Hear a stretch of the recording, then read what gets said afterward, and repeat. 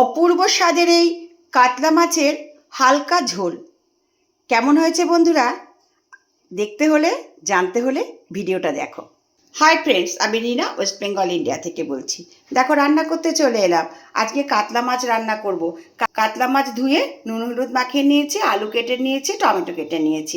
আর এখানে দেখো একটা মশলার পেস্ট তৈরি করে নিয়েছি।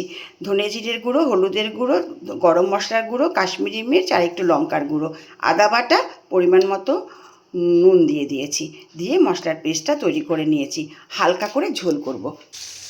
হাই ফ্রেন্ডস, দেখো রান্না করতে চলে এলাম। আগে আমি দেখো মাছগুলোকে সব ভেজে নিচ্ছি। মাছ ভেজে নিয়েছি, এখানে আলু আর টমেটোটাকেও আমি ভেজে নিয়েছি। এবারে এর মধ্যে দেখো আমি এই মশলার পেস্টটাকে দিয়ে দিলাম। এবার এটাকে আমি ভালো করে কষাবো।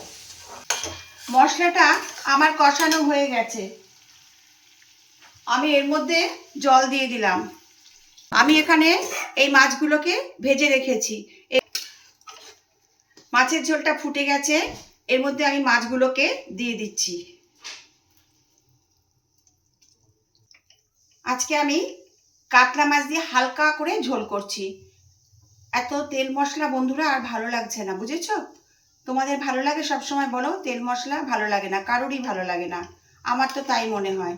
আজকে আমি একদম হালকা করে ঝোল করছি, আর এই ঝোলটা লেবু দিয়ে খেতে ভীষণ ভালো লাগবে। কাতলা মাছের ঝোল আমার অলমোস্ট ডান। আমি এটাকে এখন বাটিতে সার্ভ করে দেব। ভিডিওটা যদি ভালো লাগে একটা লাইক কমেন্ট করবে, আর কেমন হয়েছে দেখতে অবশ্যই বলবে। আবার দেখা হবে নেক্সট ভিডিওতে। ভালোবাসা নিও, টাটা।